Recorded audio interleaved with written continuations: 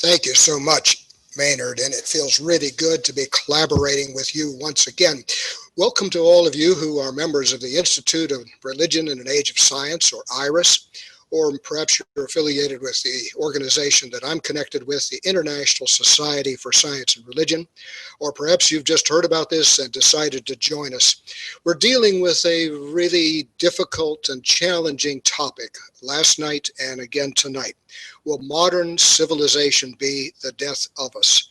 And we have tonight Ruben Nelson to speak on this theme, and particularly to lead us in the task of envisioning tomorrow's Earth.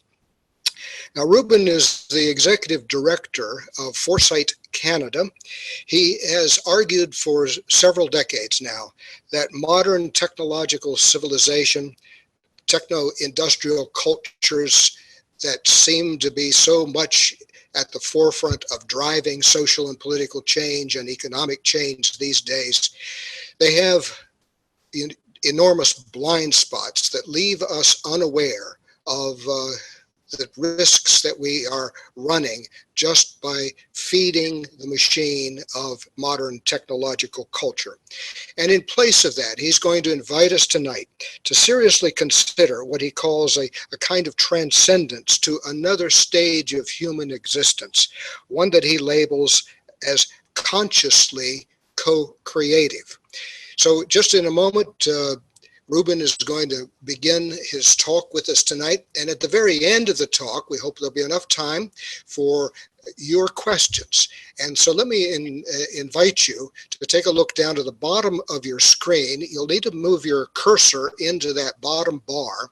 And when you do that, you will see that a little link opens up, Q&A. Open that link and type in your question. Make it succinct. Make it right to the point, and of course make it brilliant, and I'll be sifting through those questions and queuing them up for Ruben. But thank you again for joining us. It's wonderful to have you with us. And now, Ruben.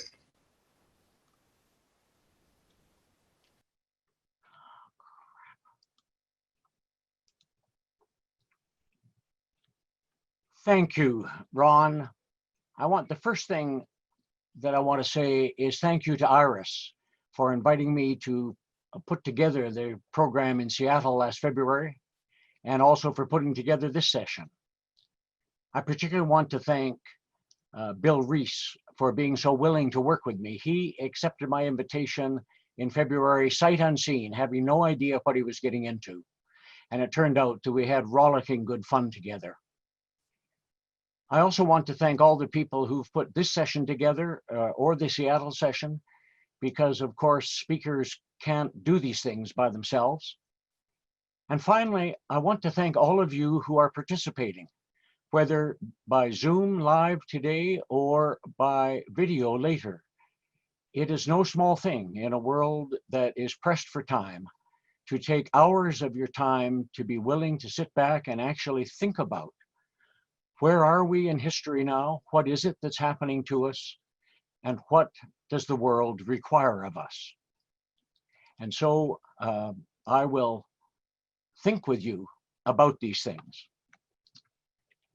This is the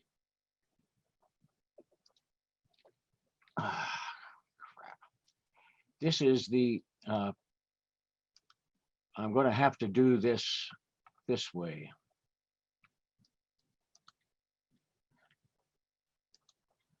There we go. This is the second part of a two-part series. Many of you would have heard Bill last night, and you know that he's brilliant. And you'll know that Bill's bias is sense of, by the time you add everything up and sift through it, that in fact it may well be that modern civilization is the death of us. And I agree with him in that. But both Bill and I agree that it's not required. It's not necessary that that happens. There is a path forward if we're willing to take it. Part of our problem is that the path forward is not well established on our agendas yet.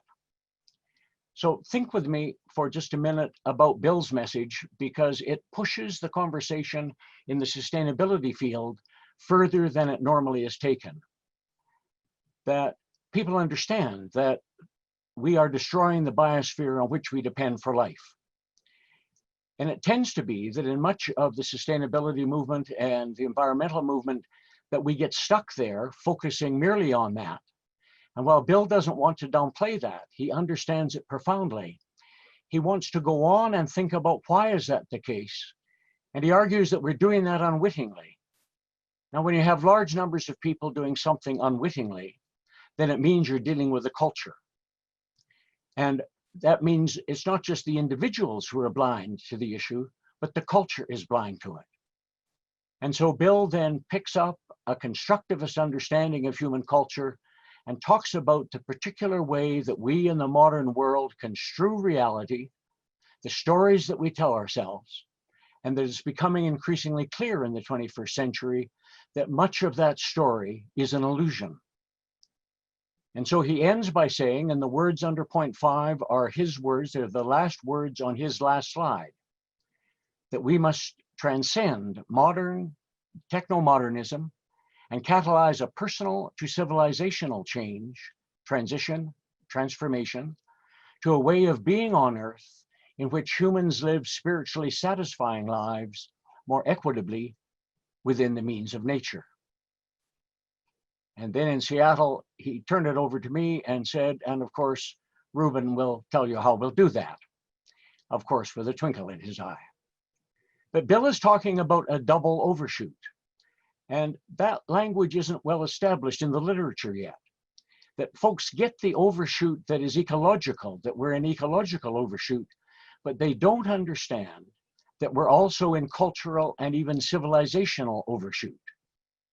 And those are new concepts that are just emerging. They're not well established in the literature. But because we're in a double overshoot, we cannot use modernity in an unvarnished way to deal with our overshoot. We have to transcend our modern civilization. And so we're into civilizational transcendence. And transcendence, of course, means to build on, but also to move beyond. And so the task we face in the 21st century is to not improve modernity, but in fact, move beyond it. And of course, we who are modern techno-industrial people don't see this yet. We're blind to it. And as Louise Penny, a lovely Canadian author, if you don't know her, wrote in her second last book, The Kingdom of the Blind, nothing good ever came out of a blind spot. And we all know that. We all know that we are surprised more and even traumatized by things that blindside us. Now, I live in the Rocky Mountains of Alberta, and there are grizzly bears around. And I know that if you startle grizzly bears, human beings, or rattlesnakes, you get into trouble. And so we get into trauma when we're blindsided by things that we don't see coming. So the whole point of this is to open our eyes to understand what's actually happening to us now. This is not about what might happen to us in some never, never future. This is to understand our recent history and our actual present. Now, there are some key terms. I'm going to use some language that in one sense will be familiar to you, but I'm going to use it in a particular way. So I'll stipulate those terms. And then I want to share two models with you. One is a model of the depth of human existence, and I'll explain why that's important when I get there. And the other is a model of what I've come to call forms of civilization, or types of civilization, or if you like, archetypes of civilization. So the first concept is overshoot. Bill used it, of course, because he's an environmental scientist. It emerged out of ecological and work. And you can see it there in the coyote and rabbit cycle on the bottom. You can also see it in the work Bill and his students have done looking at the global footprint and Earth Overshoot Day, which last year was July 29th. But it's also the case that overshoot is a perfectly normal, that is, it's a familiar human experience. And if you think of your life or part of our life as that green arrow, that at a given time, at time t, the culture is in a particular way, we're young, we get formed, we behave in particular ways, and it works for us. And so we get reinforcement and we continue to use it. And it's important to understand that overshoot is not about being bad. Overshoot is about being context insensitive, that we use behaviors that have been successful, and that's important. We use them because they work, but we use them after the conditions have changed enough that, in fact, we should be adapting new behaviors.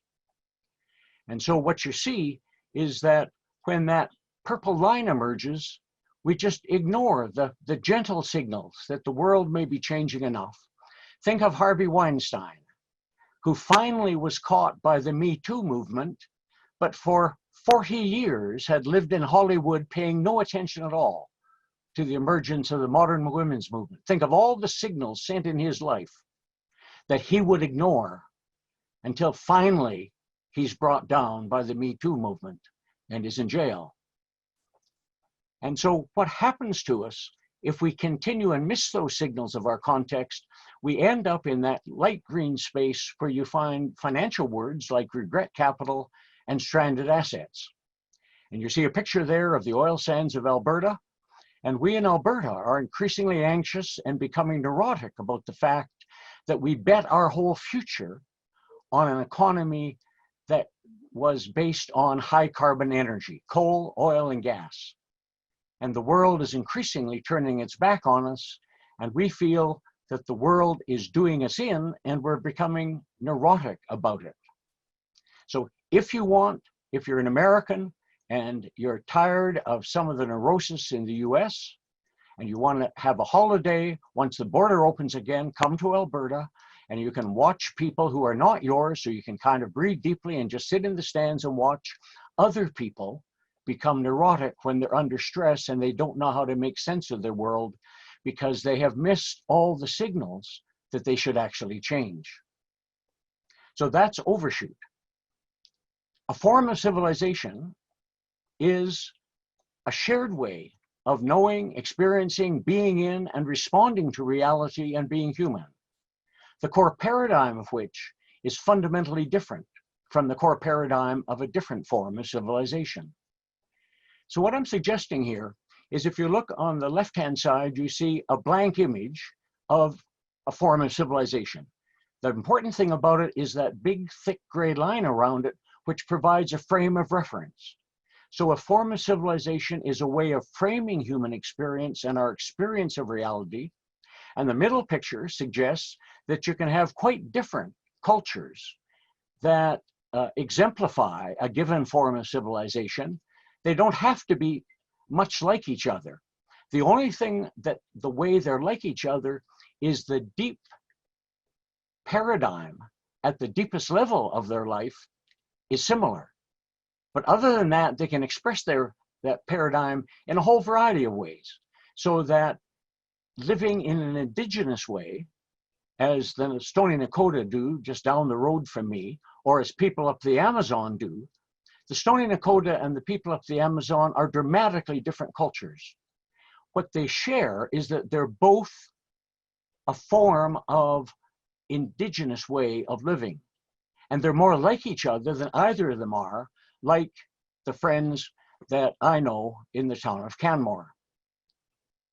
And on the right-hand side, you simply see a different form of civilization. It's not totally different. It's blue-green as opposed to blue-yellow. And so forms of civilization can be fundamentally the same in some ways, but again, it means that the cultures that exemplify them can be very, very different, and that's important. So I'm suggesting here that in order to understand the situation we're in, we need to think at two different levels. We need to think at both a form of civilization and at the level of the cultures that exemplify it. In the same way that we think of fruit, which is a genus level, and we think of grapes and oranges and apples, which are exemplars of fruit. But oranges and apples are more like each other than either of them are like potatoes, because potatoes are an exemplar of vegetables. And so it's that kind of thinking that we're engaged in. Now, the core paradigm of any form of civilization defines the way that those who exemplify that form know, imagine, think things through, and conduct themselves Now, just stop for a minute and look at that color coding of that. You're going to hear that phrase again and again as I talk. Know, imagine, think things through, and conduct themselves. So the cognitive content of a core paradigm of a form of civilization is the way that people understand the nature of reality, the nature and power of human persons, and the relationship of persons to reality. And what I'm suggesting that those things can be understood in fundamentally different ways, and that if the differences are great enough, you get a different form of civilization. So that every form of civilization holds the possibility of doing the human, of being human, and living in profoundly different ways on this planet. So it's not enough just to contrast cultures in the normal way we do cultural analysis phenomenologically. We need to understand which form of civilization is the culture that we're dealing with exemplifying. But it also means that when a new form of civilization emerges in history, and that has already happened, so the rule is if something has happened, it can happen again, so that when a new form of civilization emerges, the trajectory of history changes because we have new possibilities of how even to be human and how to relate to reality and live accordingly. And so the forms that we live with, I've colored them here. You can see that they're red, green, and yellow. There's just 3 forms of civilization have been exemplified so far in human history. And as Bill pointed out yesterday in his talk, we who are Homo sapiens emerged from our hominin ancestors 200 to 300,000 years ago. And until virtually yesterday, in geological terms, we lived in only one form of civilization, namely the yellow one, the small group nomadic cultures. So if you were dropped into time 15,000 years ago, you might be able to choose where you were dropped on the planet, but the fact is the cultures might be very different, but they're all manifestations of an indigenous way of living. And then with the Holocene, as the Earth's climate changed, the possibility of small group settled agriculture-based cultures emerges, and these emerge optionally. They're not required. Not everybody made that move. It's an unconscious process. It happened over a very long time frame, not just generations, but centuries and millennia. And it happened regionally and locally. And then about 6,000 years ago, some regional agriculture-based empires emerged. You think of Babylonia or Egypt or Rome or China or the Incas. And then over the last 1,000 years, we, starting in the northwest of Europe, have been developing a modern techno-industrial cultures, and in the last couple of 100 years have even tried our hand at empires. Several folks tried it. The only people who were really good at it were the British, and of course their empire has dissolved into the Commonwealth, and the Americans. And strangely, the President of the United States is trying to dissolve the American empire. So that's what I mean by a form of civilization. And a culture, subscript I, is the way Bill and I use it, is culture understood not in the sense that it's used in the triple bottom line, where you have the economy in one box and the environment in another, and social affairs or culture in another. But culture understood in an integral way is everything that people do inside and out. How they imagine, what they dream, what metaphors they use, what the structure of their language is, how they make war, how they make peace and love. And so a culture includes everything that we do. So that in this picture, you can see that we've captured the image that many environmentalists use to show that in their view, the environment is bat's last, that it's the final word, and the society and its economy is a wholly owned subsidiary of the environment. But the point Bill and I are making is even to say that much, that the economy bats last, is a statement you can only make and be understood in a modern techno-industrial world. Remember, when I was a child, there was no environment. We hadn't invented it yet. There was indoors and there was out of doors. Mother never asked me to play, "Are you going into the environment today?" She'd simply say, "Are you going out?" And so it's all socially, in a socially constructed world, the culture, it's all culture. And that culture is itself an exemplar of a form of civilization. So civilizational overshoot means that when a form of civilization is in overshoot, it means that there is no way of living in a culture that exemplifies that form of civilization that can survive. It means that all cultures that exemplify that form of civilization are on the downslope and are in the process of disintegrating towards death. And that's the place that Bill and I argue that we are today. That's where we are in human history. And of course, we don't know that. There isn't a political party in the world that argues elect us because we understand the long decline and disintegration of modernity better than anybody else, and we'll manage that better. Now that may come, if you're young enough, that may come in your lifetime, but we're not there yet. There's no university president who will give a talk about that in public. Some of them will talk about it in private, but in public, this is not yet an acceptable conversation. But it also means that if we're in overshoot, we have missed the signals that we should adapt. And therefore, we're about where that purple dot is, headed towards civilizational collapse. Now, we need some models that lots of people stop there and then go into a quite legitimate, heartfelt, and emotional appeal that we need to change. Now, I don't disagree with that. But if we're actually going to do this work and do it in a sound way, we need to have some mental models that let us make sense of things.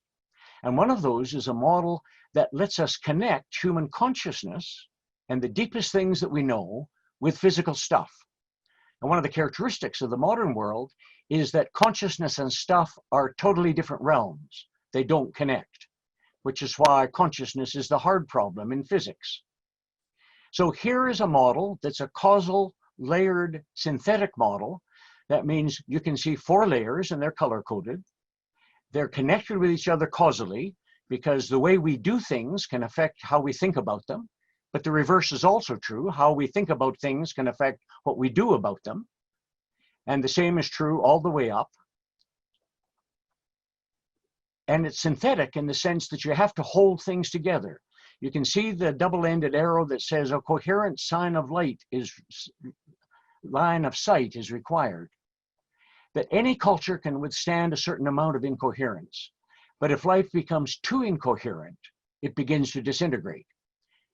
And sadly, there are places on the planet that are pushing the limits of that today and may well slip over into chaos. So what this is saying is that, of course, we do things with our hands. That's the brown stuff. That's dirt. That's literally moving things. It's doing things in the literal sense. And so you see a picture on the left of building a building. But we don't just do things, we think about things. And so you see a picture on the left of Rodin's The Thinker. And in doing terms, the thinker isn't doing anything physically, although those of you who've actually engaged in serious thought know that it's hard, bloody work. But it's not just that we do things, we actually imagine things. And so there's the image there of the young girl in her imaginary world. And the interesting thing is that the logic works that we can only think about things we can imagine. Things that don't have enough prior plausibility we can even imagine it, we tend to refuse to even think about. And beyond our imagination is the way we know reality and encounter it and allow it to encounter us. And this model, then we'll come back to it when we come to the model that we can differentiate one form of civilization to another. But it also means that we can learn to read physical things as manifestations, as arrangement of consciousness, and we can see that consciousness matters. There's a pun there, it's a triple pun if you want to play with it. And we can also say that matter consciousnesses. Now, there's not a verb yet in English of consciousnesses, so we'll just ignore that for now. But consciousness matters is simply saying we can look at the physical things in any culture and infer a good deal about it, about the people who made it, the world that they see themselves to be in, and how they both imagine that world and think it through. And so you can see 2 classrooms here. And if you ask the question, which of these classrooms might my grandmother, born about 1880, be familiar with, it's clearly the one on the left. And if we ask the question, in the imagination of either of these classrooms, how many people need to be involved in the learning of just one pupil? Well, on the left, the answer is two, one pupil and one teacher. Because the ethic on the left is that once the teacher is at the front of the room and instructing you, you don't talk across the aisle, you don't help each other. To do that is cheating. And so you pretend that you're the only person in the room with the teacher, and the only reason there aren't teachers for everybody is there aren't enough teachers to go around. Whereas it's a very different imagination of what learning is for human beings in the other classroom. That learning here is seen to be a social activity, that you need even other students, let alone other people. And so teachers in the classroom on the right are not just instructors, they are mediators and designers of learning experiences in a way that the teachers are not on the left. Here we can make the same point about the way that human consciousness is manifest in physical stuff, but also the way that physical stuff reflects human consciousness. So here you see 4 different buildings on landscapes, different times in history, and different consciousnesses. So we start in the upper left with the Stoney Nakoda. They're my neighbors. I literally live, if you take that mountain on the left-hand side of that picture and just go over that mountain about another 3 miles, you find my home. So I live about 7 miles or 11 kilometers from where these teepees are. And that mountain on the right-hand side is the first one I climbed as a 10-year-old. It's Yamnaska, which is Stoney for a wall of rock. And you can actually just walk up the back. It's just a long, steep walk. But here in the imagination of these people, they know that reality sets the rules for them. And what's more, they know that they are part of that reality. So it's not that they're on reality, they're in it. And so when they talk of all my relations, they're not just talking about their aunties and uncles in the nation. They're talking about the grass that they're on and the trees that are on the hog's back in front of Yamnaska and the mountains and the clouds and the sky. And so for them, reality sets the terms by which we live, and therefore you live humbly and low to the ground. And you get some of that even many years later, because the Stoney Nakoda have been there for thousands of years living this way. So even by the time you get to Aristotle's Greece with the Parthenon, they're latecomers to the picture. We think it's an ancient long time ago, 2,500 years, but in fact to the Stoney Nakoda, we're late arrivals even in ancient Greece. But you see that Aristotle understood that reality was fixed and given and perfect. Reality in itself did not change. And because reality did not change and it was perfect, you did not challenge reality, that he would agree broadly with the Stoney Nakoda that reality sets the terms of the relationship. And so you see here a building far more permanent than the teepees of the Stoney Nakoda, but it's still, relatively speaking, low to the ground. It's wider than it is high. And as you may know, there's books and movies and theses been written on the shape, the ratio of height to width of that front porch of the Parthenon. And so it maps onto Aristotle's politics and science. The science of Aristotle is to understand reality, but you never mess with it. Aristotle's science is not a science so that you learn things so you can change anything. You learn it so you can honor what reality is. And his politics are the same way, and his ethics are the same way. Now, by the time you get to Exeter Cathedral in Southwest Europe, Southwest England, and you're in the 12th, 13th, and 14th centuries, it took a while to build it. What you have here is you're beginning to see a break. This is early modern stuff. Now, many people don't think that, in fact, that period in Europe is the beginning of modernity, but in fact it is, because you can see here that even in the size and scale of it, that we as human beings are beginning to say, maybe reality doesn't set all the terms and conditions. Maybe we can make a difference. Maybe the sky's the limit. Who knows? Let's at least try. And so this building would tower over the Parthenon. And it's not an accident that only 200 years later, that Michelangelo drew that extraordinary picture of man, the measure of all things, man astride the world. So that here you have a fully modern sense that we will be the measure, that reality is no longer what sets the standard. And of course, by the time you get to the lower right-hand picture, we have no idea what town or city that skyscraper is in. We don't even know how tall it is, but you know it's many times taller than the picture that we can see. And the sky is literally the limit. And interestingly, if you look at the height of each of these buildings and how far it is from the ground, what you see as what we think of as civilization evolving, what you see is that we get further and further from being grounded. And if you ask, in which form of consciousness, in which culture, are you most likely to find an environmental crisis? The answer is easy. It's the lower right. Because it's the one that is furthest from the land and the one in which we've asserted ourselves as being independent from it. And so now I want to turn to the model for why we need, and I'll just go back a slide to say why we need a model that differentiates one form of civilization from another. And the reason is, if you're at all reading in this area, you know that there are literally dozens, if not hundreds of articles being written every year that say, here is a transformative view of the justice system, or here's a transformative view of healthcare, or here's a transformative view of education, or of parenting, or of being a manager, or whatever. And the interesting thing is that in virtually none of those articles is there actually any standard of what today is, of what defines, in other words, what the boundary is around modernity, so that you know when you're out. And if you read those articles, what you find is often that what is being touted as a new and transformative thing is simply a modern idea that's been repainted and offered as a new and transformative idea. My point is, we need a way to know when we've actually transcended modernity.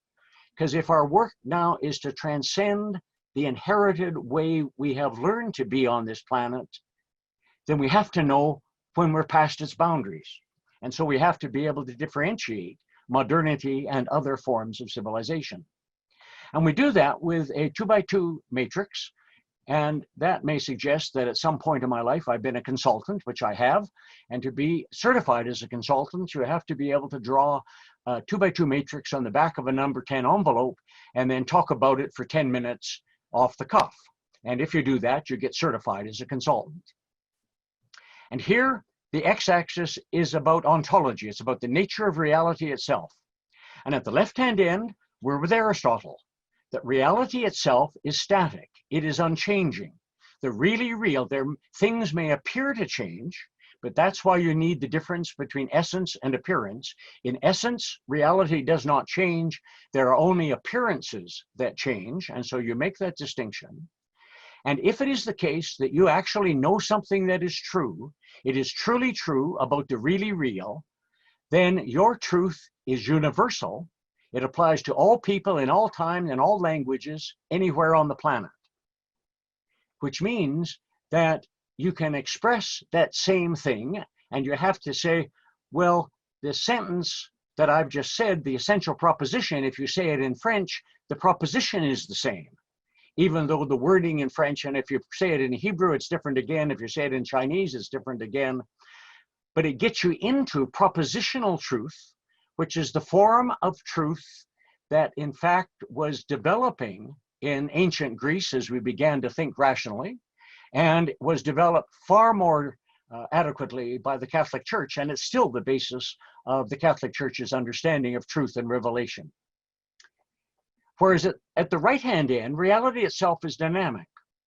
That is, you can't have universal and timeless truths, because within limits, reality itself may have changed. Now, reality doesn't change all at once. The mountains in my earlier picture were there 200 million years ago.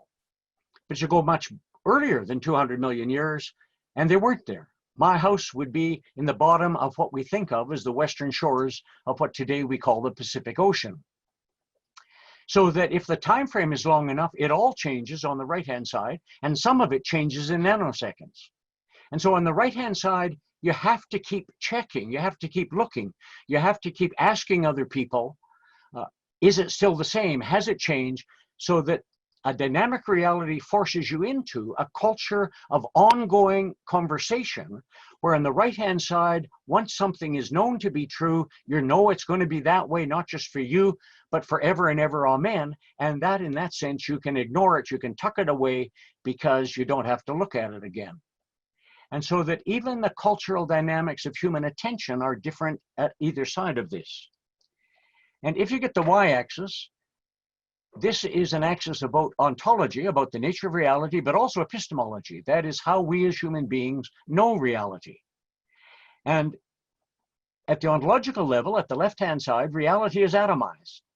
That is, you can take something that appears to be a whole, but you can break that down into its constituent parts, and you can break those constituent parts into the more constituent parts, and its constituent parts all the way down, until you reach primordial X's. That is some kind of primordial feature that does not change. It's the basic stuff of the universe.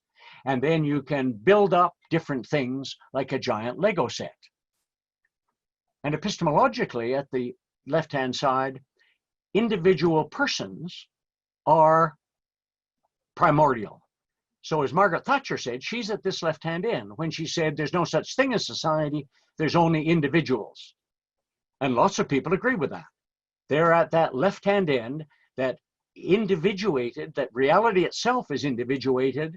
And what's more, individuals can know, and therefore you can know something all by yourself.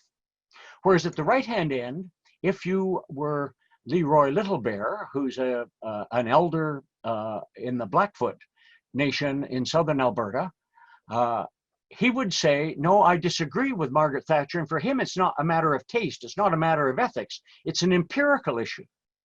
He would argue that empirically, reality is relational, and that human beings are relational, and that that's an empirical statement as he understands empirical.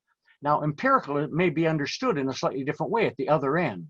So the point I'm making is that depending where you are in either of these spectrums, is you've got a different grasp on reality and a different grasp of reality on you.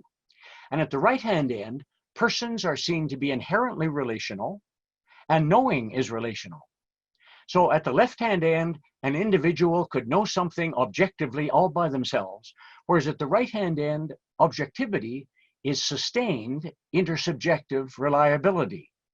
That is, those things are deemed to be objective, which large numbers of people, having tested it over long periods of time, have come to the same agreement.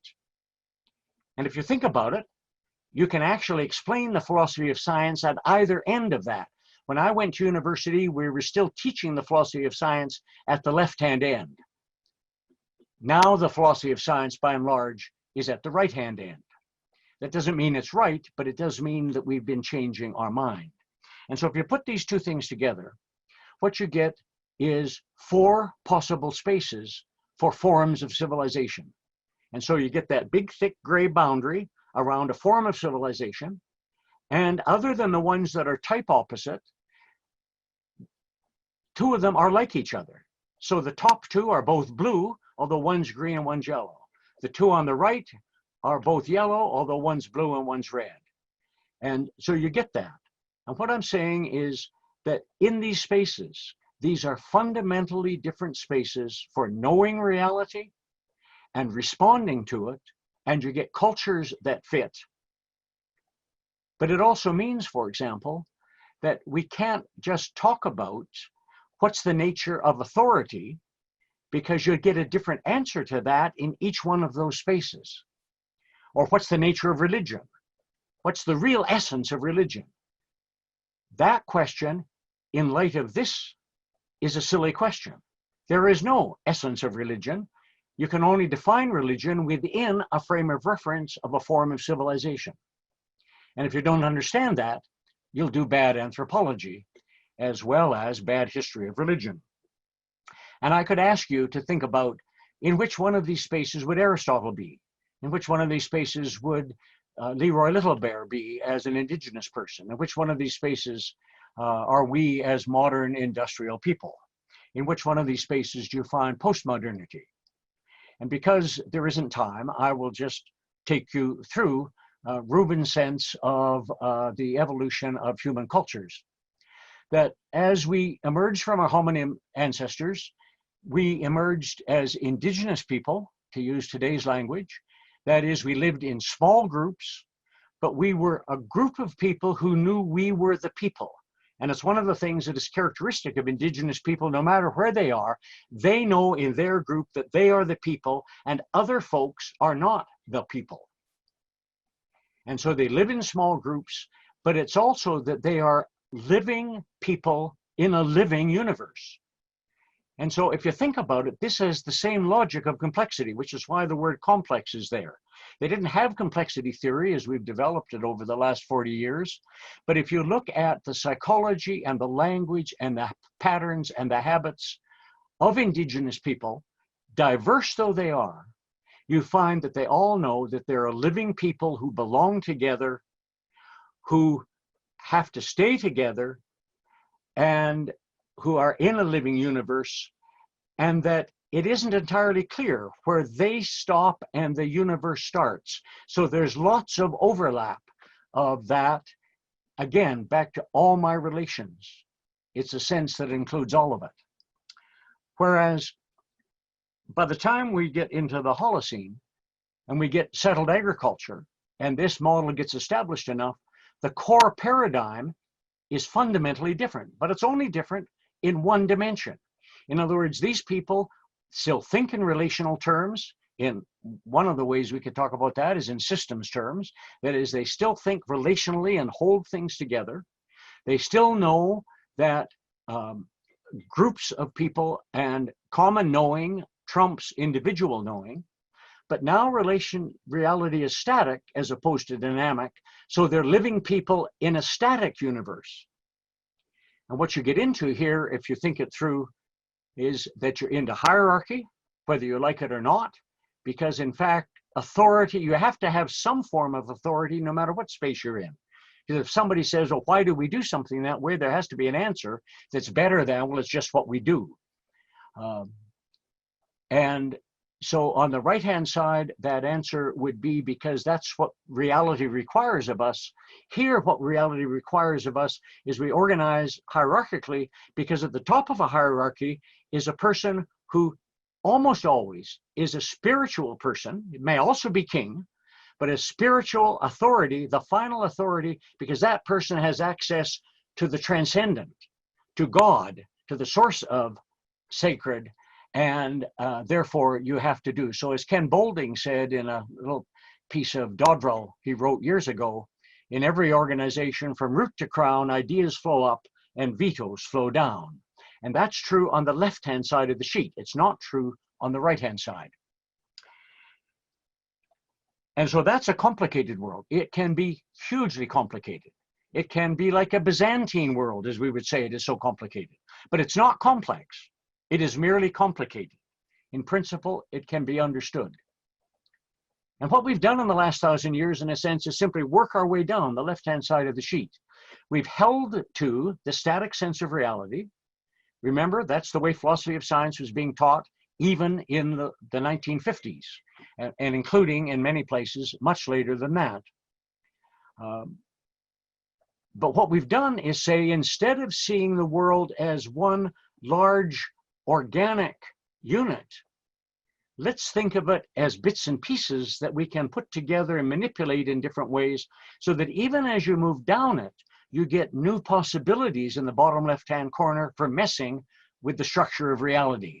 So it's not an accident that Aristotle's science in the top left corner is quite different from modern empirical science in the bottom left corner. And what you get here is a bias in modernity for hard data over soft data, which is why the word obvious is there. So I've captured a word in yellow in each place that captures a critical dimension that gives us clues about how you would be organized inside and out. And since hard data trumps soft data, that's not true above the line. Above the x-axis, hard and soft data on both sides, top left and top right, are honored broadly equally. But in the modern world, hard data will beat soft data. Scientists delight in saying that anecdotes is not the plural of data. And they think they have absolutely squashed people like Leroy Little Bear who want to tell stories to reveal reality rather than do scientific experiments. Now, Leroy Little Bear understands both modern and Blackfoot metaphysics, and so I wouldn't take him on. My point is that modernity can be inferred from the two ends of that spectrum. That at the heart of it is the proposition that we can deal with X without Y, whatever X and Y are. We can deal with husbands without wives, we can deal with children without parents, we can deal with boys without girls and have entrances for both in schools. We can deal with physics without chemistry, we can do physics and chemistry without the history of physics and chemistry, and on we can divide the world up, and that works forever.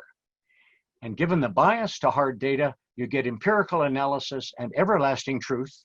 Remember, Newton, he thought that both in his New Testament research and his scientific research, that the things that were truly true were true forever and ever, amen.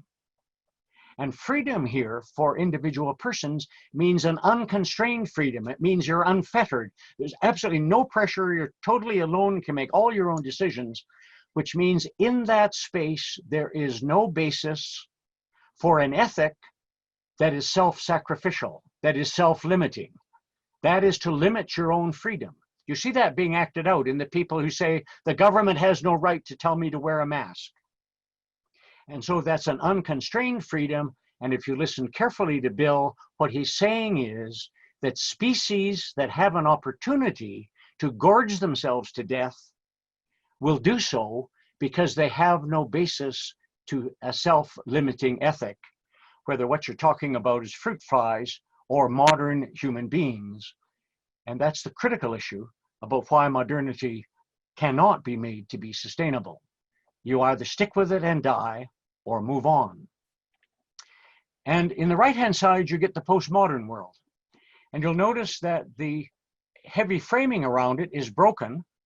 And that's done deliberately because if you think about it, in a world in which reality is dynamic and thoroughly individuated, you can't have an exemplar culture. You can't create a culture. A culture assumes that there's enough tradition over several generations as to how you do things. That's what this culture is about. But in a genuinely postmodern culture, you don't even have enough authority to tell your kids what to do, let alone your grandchildren or their grandchildren. And so this is a chaotic world. And it's quite understandable that scientists who are modern scientists are often quite appalled, most of them quite appalled, by any people who mess with a postmodern way of thinking. Let me put in a good word for postmodernity to say that it may not be a space you can build a house in and live in, but it may be a kind of wilderness. It may be a space you can escape to for a while from modernity to get a different perspective on modernity. And one of the things postmodern thinking has done for us is give us perspectives on modernity we hadn't seen within modernity. And so now let's use these models of civilization. It does change everything. As I've suggested, we have to stop talking about, say, for religion and science, as if there's actually a single thing called science and a single thing called religion, and we can work out the relationship. What you've got are different ways of being religious depending which quadrant you're in, and even then depending which culture you're in within the quadrant, and different ways of being scientific. And if you don't understand that, you just end up talking nonsense, although you think you're doing serious work. And so we have to stop talking about science and religion as if they have some kind of eternal essence, and understand that what human beings have from a meta perspective, there's not even such a thing as human nature other than our capacity to be plastic enough in our brain structure as well as in other ways that we can in fact fit ourselves into each of these spaces and have cultures exist and live over quite long periods of time. Much, much longer in the upper right and even upper left than in the bottom left, but 1,000 years is not bad. in terms of just getting started. And so this then means that we need to rethink our history as well as rethink where we're going. Because Bill and I want to be heard as saying we have to transcend modernity, which means we've got to leave the bottom left-hand corner, and that only gives you 3 other spaces to go to. And I've already noted that one of those spaces may be a place that has a certain utility short run, but don't try to build your culture there because you can't do it. It's a place that you want to be in for a while, but then you want to leave, so it really only gives you 2 places. And I'll come back to that. And so here is the human journey. The big arrows indicate the way that it in fact developed in history. The small arrows indicate that of the 7.7 billion of us on the planet, people are moving in every direction from each of those spaces. And some in each of those spaces want to hang on to those spaces and not move.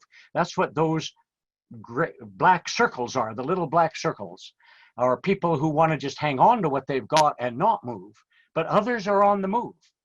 And what's more, they're on the move in every possible direction. And you see that in literature, in movies, in every possible way. And if you want to think about the relative population and power of the 7.7 billion of us, this is just to think about that the world we live in that sense, as a moving target, is genuinely complex and beyond our ken.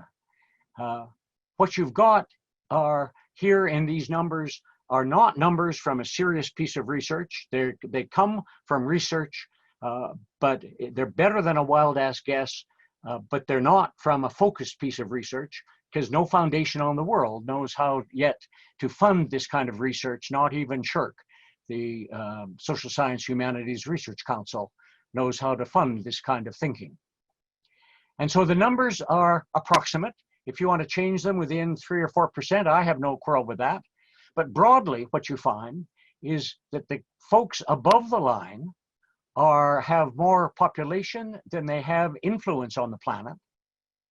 And the population above the line on the top left is that large because I class both China and Russia as regional empires rather than as modern empires. I won't bother you with why I do that, but I put them there. And what you find is below the line, there's a smaller population than there is influence, because serious money on this planet, I mean serious money on this planet, and serious power on this planet exists in the bottom left-hand corner. That if you ask me, I was one of the leaders of the Canadian student movement in the 60s, and if you ask me, what did we not understand as student leaders? What's the most important thing we didn't get? And it's the power of power and the power of money and the way that they're in bed together. And so the official fantasy of the 20th century after the war, but now also the 21st century, is this, that of course, they will all become like us. And after the war, we called it development. And they were then third world countries would become first world, some second world countries as well. And the interesting thing is that fundamentally that really hasn't changed. If you scratch under the paint of the UN's Sustainable Development Goals, what you find is they want to take the very best fruits of modernity and make them in a fair way, distribute them more evenly across the planet, so that everybody has the advantages of a modern life.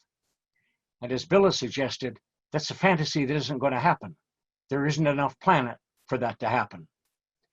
But nevertheless, this is the official fantasy. It drives the OECD and the folks at Davos and the UN and most universities. Now it's true, there are in some universities small programs that are counter to this.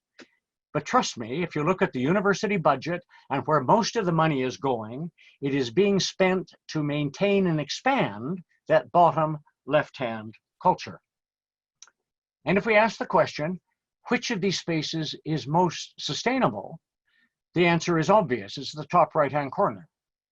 Because in a dynamic and changing world, to live in a way that you know you're a living people in a dynamic world, and that therefore your job is to learn to dance in an ongoing cosmic dance, then that's what you do. And it's quite clear that a postmodern world cannot be sustainable. It's also increasingly clear, as Bill and I would argue, that a modern techno-industrial world is not sustainable, although we're still in the process of having that thought dawn on us, although it is dawning with greater awareness. You see it in the Extinction Rebellion, you see it in the deep adaptation work of Jim Bendel and a whole variety of others, which gives us basically only two spaces to flee to, and it's exactly what's happening on the planet. So what's happening is that there are people who in fear and anxiety are willing to let strong men, and it's almost always men, establish at the top of a hierarchy in the top left-hand side and hope that they can make that kind of empire survive again. And it will last longer than the bottom two. But I think there are good reasons for arguing that it is not in fact sustainable. That what we need to do is set our sights on becoming, and here's a term you may not have heard before because it's not in the literature as far as I know, but what we're aiming for is a neo-indigenous way of living. It's neo-indigenous because we will go back to that space, acknowledging it's not that we were wrong over the last 15,000 years to make the journey we've made. We've learned extraordinary things. How to put stents in heart, for which I'm thankful. I have 5 in my heart. How to do genomics. And we will go back to that space knowing these things, but we will go back with a greater humility, knowing that we are living people in an integral way, having to live in integral cultures, living within the limits that the earth sets, but also the limits and the style that allows us to be fully human. And it's absolutely clear that modernity is not doing that. So what do we not yet see? We don't see yet in our culture, in spite of the global credit crisis and in spite of COVID, we as a culture, as modern cultures, we do not yet take seriously the thought that we are past peak modernity and already into a long and inexorable slide towards civilizational collapse, that collapse will be long and slow, it's not all of a sudden, and that we're already into it, and that we need to come to terms with it and give up our illusion that we can make modernity sustainable. Charlie Hall and John Daly wrote this 11 years ago, and no government in the world has come to terms with it yet. But it's worse than that.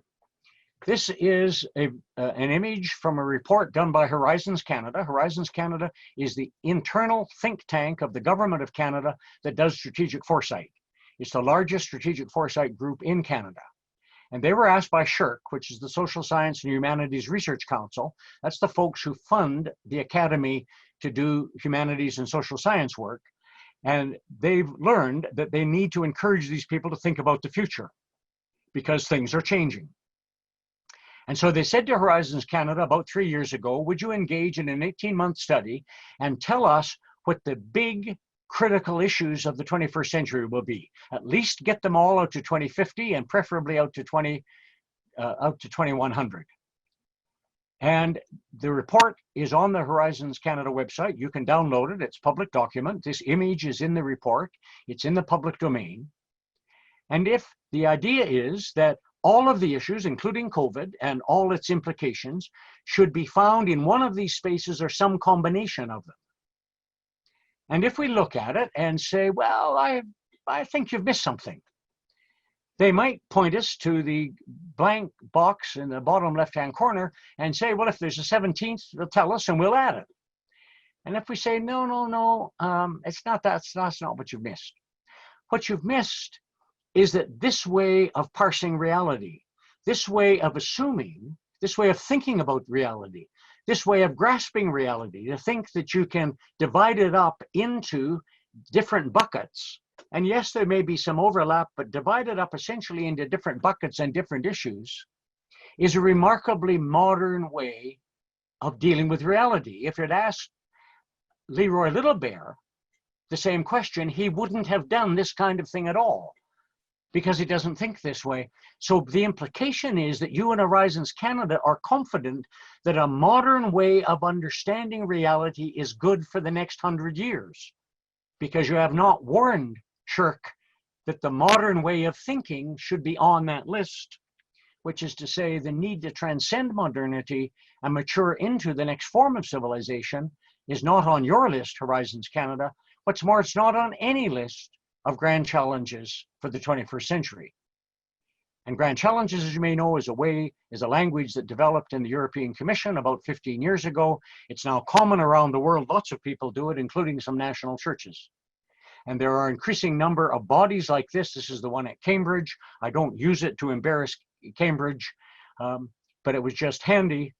The Center for the Study of Existential Risk, dedicated to the study and mitigation of risks that could lead to human extinction or civilizational collapse. And the interesting thing is that modernity is not on their list either. In fact, it's not on the list of any of the agencies that now are dedicated to do this work. And that's not merely ironic, it's expected if you understand the way we moderns think about things. It would be extraordinary if they had stumbled on the importance of modernity. But the fact is, it's also dangerous, because the drift in the 21st century already is, as I've suggested, from left to right and bottom to top. It's not a full march. It's an incoherent stumbling. It's often in the dark, but if you don't have to read a whole lot of literature or see movies or read poetry or even look at scientific research to realize that we're slowly and incoherently realizing that the reality of which we're a part, if you've got a long enough time frame, it all moves. And whether you like it or not, if you want to understand something, you have to put it in context, historical and otherwise. And so I want to just offer you quickly before I close 3 bits of data that are data in that sense, but they're somewhat random and they're quite different. But they all make the point that that's the journey we need to be on. And so here's Brian Goodwin, and many of you will know his work.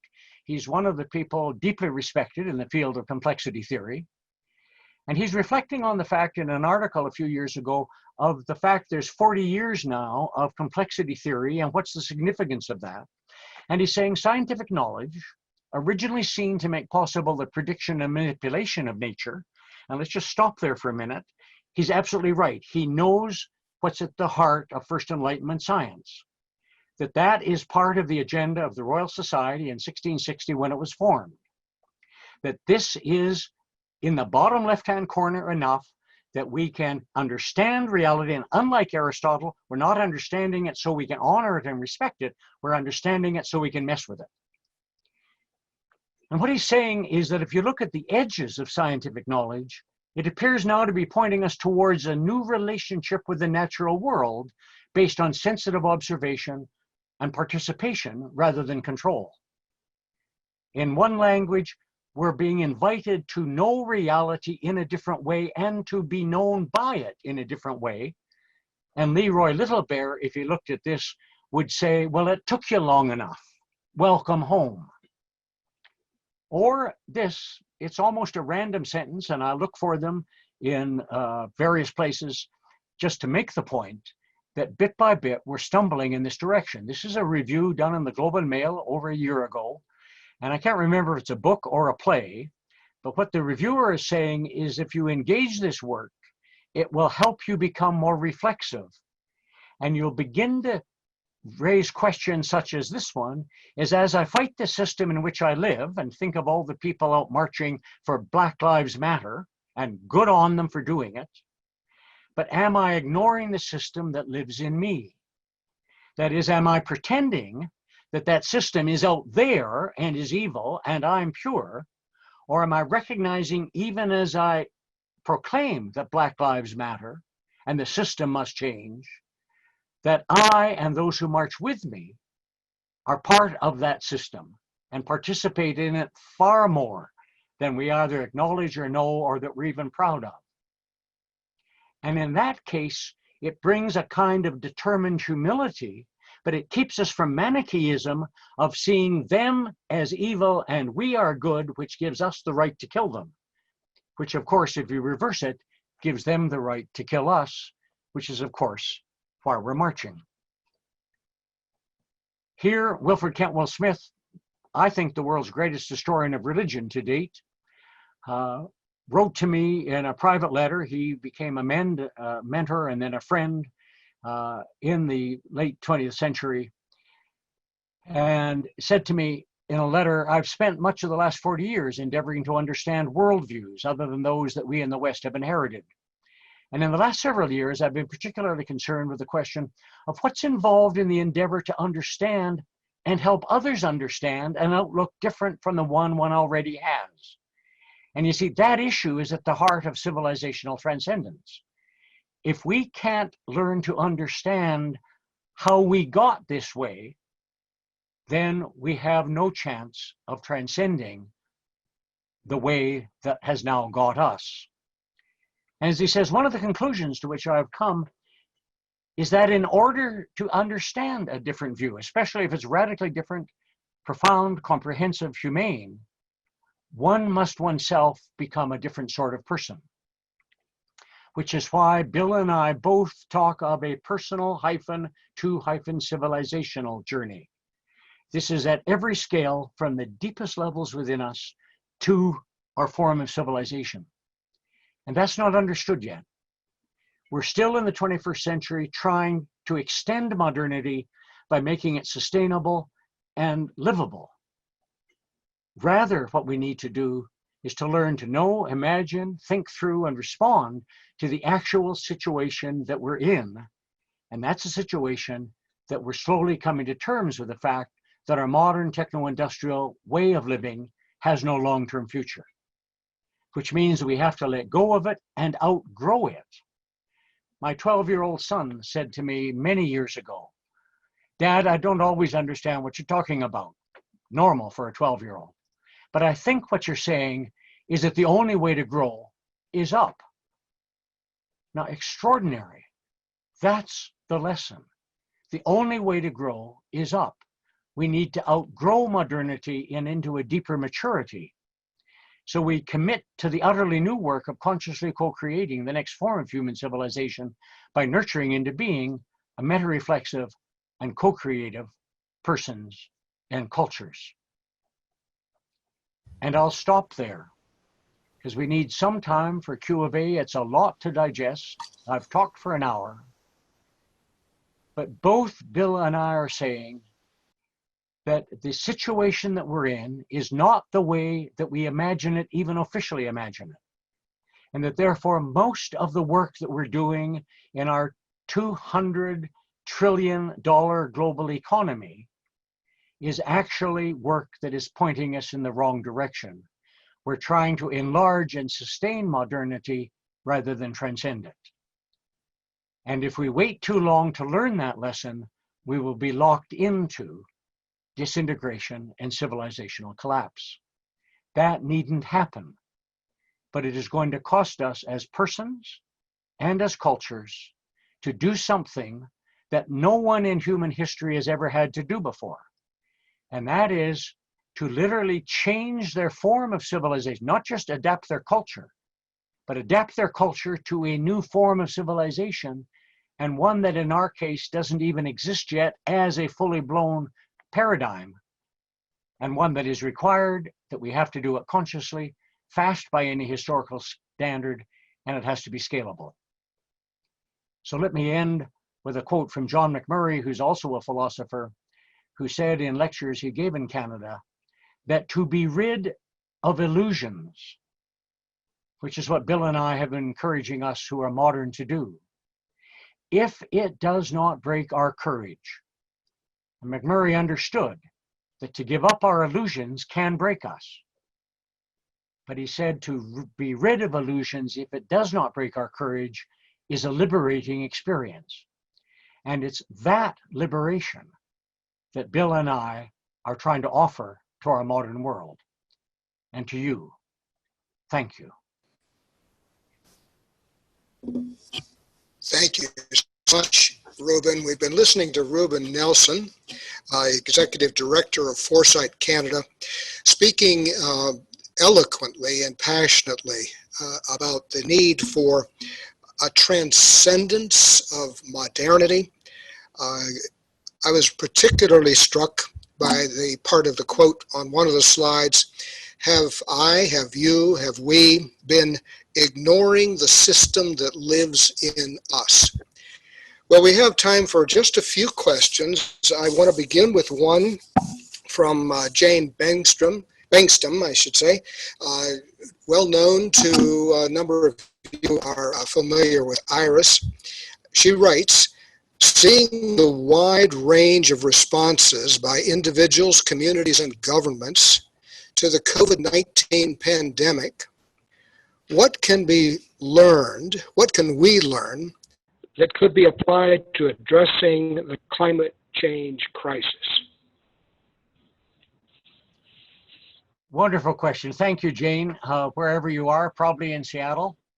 Well, one of the things we can learn, for example, is that in our modern way of thinking, the dominant metaphors are mechanical. And in mechanical systems, it's literally the case, if you can make the system more efficient, you get rid of waste. So if you have parts that duplicate each other, they're not needed. You can get rid of one of them. And that's true for mechanical systems. So that waste in mechanical systems is something you can get rid of and increase efficiency. But in living human and even biological systems, duplication is not waste, it's resilience. And what COVID is teaching us, one little virus that we hadn't known before took down supply chains on which trillions of dollars of trade depend. And it took them down because we built those supply chains according to mechanical images. We have invested literally billions of dollars in building supply chains that are so efficient, there is no waste. But we were not bright enough to understand that we were thinking mechanically. And we didn't understand that biologically, duplication is not waste, it's called resilience. And so we can learn from the COVID experience, if we want to, that the fundamental metaphors on which we who are modern depend on to organize ourselves and our world are faulty. And more humbly ask, well, how would we do it if the point of life, because the whole point of modern economics is efficiency. It is the only God they honor. And if you can increase efficiency in economic terms, you've won. And we're so good at it that in fact it's killing us. And now we need to understand that our metaphors and our whole images and the logic of them has been inappropriate. Persons are not machines. They're not even just organisms like worms. We're persons. And we need to honor that. And if we do that, COVID can help teach us. Another question. I find this one very interesting. This comes from Roger. Your process, Ruben, he says, is very rational, and that's wonderful. But many people react at an emotional level. So let me just elaborate on that a little bit. How do we motivate people? Do we scare them? Do we embarrass them with the idea that maybe their thinking is out of date? Do we model a new form of thinking and make it so enticing that they want to move into this kind of a transcendence of modernity? How do you motivate people?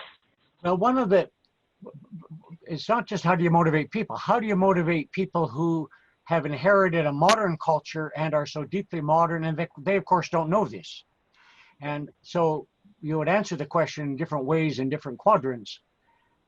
One of the things that is true of us, I dare say it is true of all of us in our own ways who are listening to this at whatever time we're listening to it, and that is there are voices within us. We know when we've been dismissed as a person.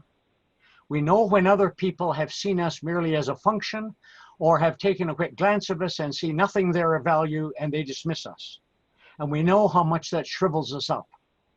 In other words, we know as persons rather than as functions.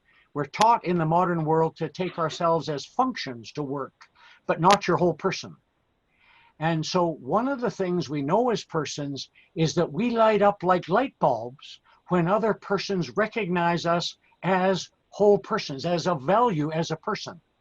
So if you're in a wheelchair, people in wheelchairs continuously say, for God's sake, ignore the wheelchair. People are even gay who say, for God's sake, ignore my sexual orientation. It's not the most important thing about me. I'm a person.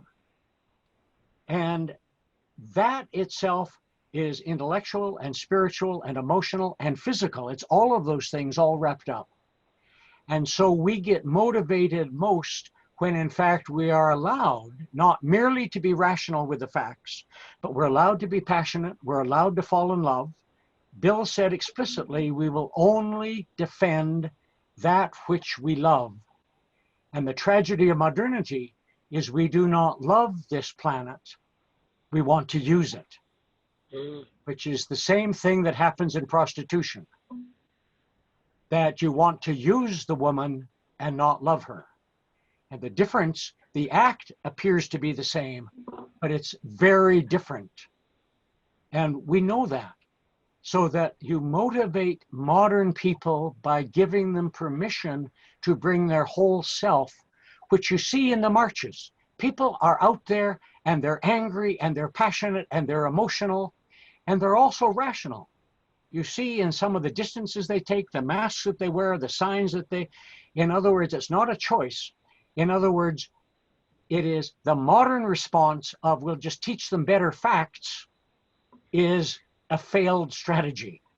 Facts, you don't fall in love with facts. None of us do.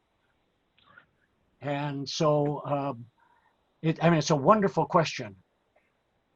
In order to help people move then, it's ourselves. That's back to Will Smith. We have to present ourselves to people as people who are on that journey. And as Bill and I have talked privately, and many people say in other languages, the journey of life is a journey of the walking wounded supporting each other.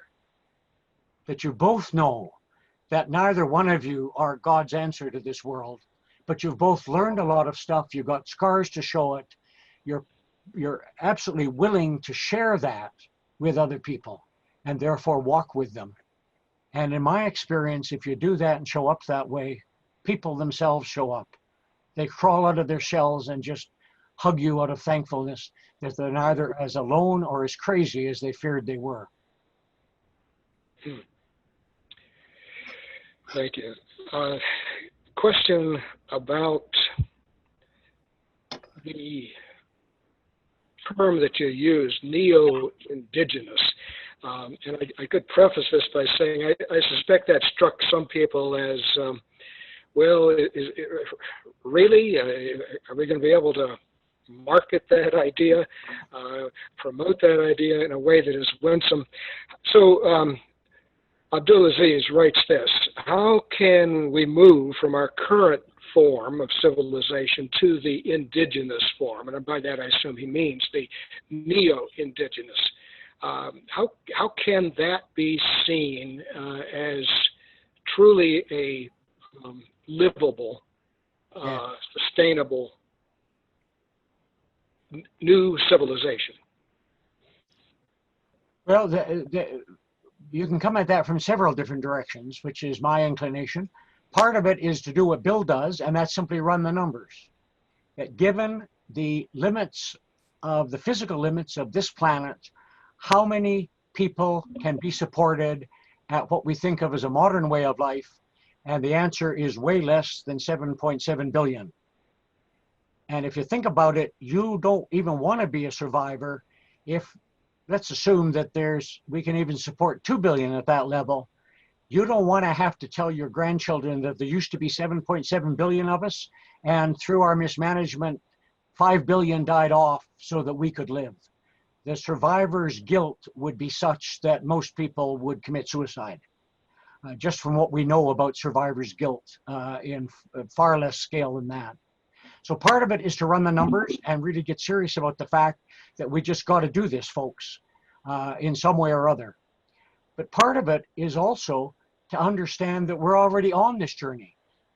Neither Bill nor I want to be heard as saying we have to start something that is totally new. It's rather saying we have to open our eyes to the fact that over the last 200 years, there have been clues of this in what we think of as modern culture.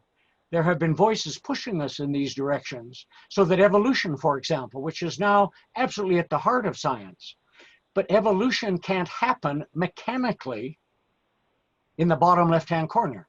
If you take it seriously, particularly with the kind of genomics we're now doing, that you have to actually move to the right-hand side of the sheet. And what's more, you have to move to relationals. So it's literally learning that we're on this journey. There's a sense in which what we're saying is keep stumbling in the directions we're stumbling, just do it better. Open your eyes, tell the story, learn to actually do it better, pack a lunch for it rather than falling down on your ass so often. So get better at stumbling in the directions we're already moving in would also be part of what I would say. And I would be really careful about the language of Neo-Indigenous, because that can be heard by Indigenous people as offensive, and I absolutely honor that. And if Leroy Littlechild tells me that I must not use it, I will not use it again. I've not tried it out on him, but I will. And but what I'm saying is it's in that upper right quadrant where we know we are living persons with other living persons in a living universe. And that we have to figure, but on our journey of the last 15,000 years, we have learned some extraordinary things.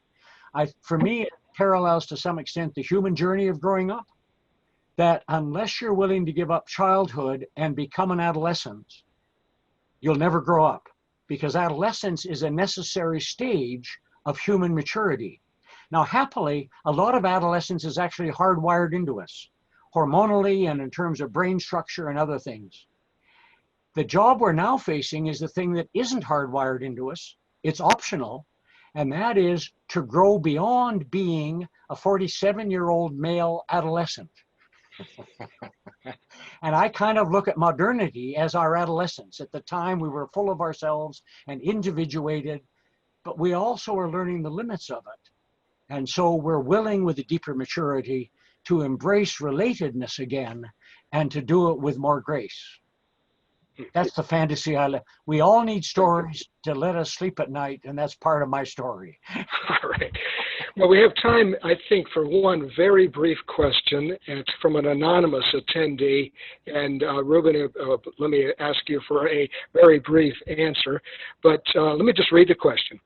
Don't we need to create a new illusion of a new, inclusive, and universal religious and philosophical center to achieve a new, inclusive, and universal ethic and ethos? And I would say yes, and. In other words, a lot of that is going on. There are, won't take time, but I know of a dozen such places around the world now. I'm sure there are people planning while we're doing this, are planning to form yet another one. And so there's a lot of that going on. They have a certain utility. And so I want to say blessings on you all. And it's not enough. It's insufficient, in part because the very model of it doesn't quite get where we're headed. And that's all right. That's true of me. I'm 81 now. If I had given this talk even 20 years ago, it would have been noticeably different. 20 years before that, it would again be profoundly different, even though I've been stumbling on it for most of my professional life. And so I want to say yes, and if that's your passion, if you find that passion and that's what you want to do it as authentically as you can. And I would say it is a contribution to the human journey.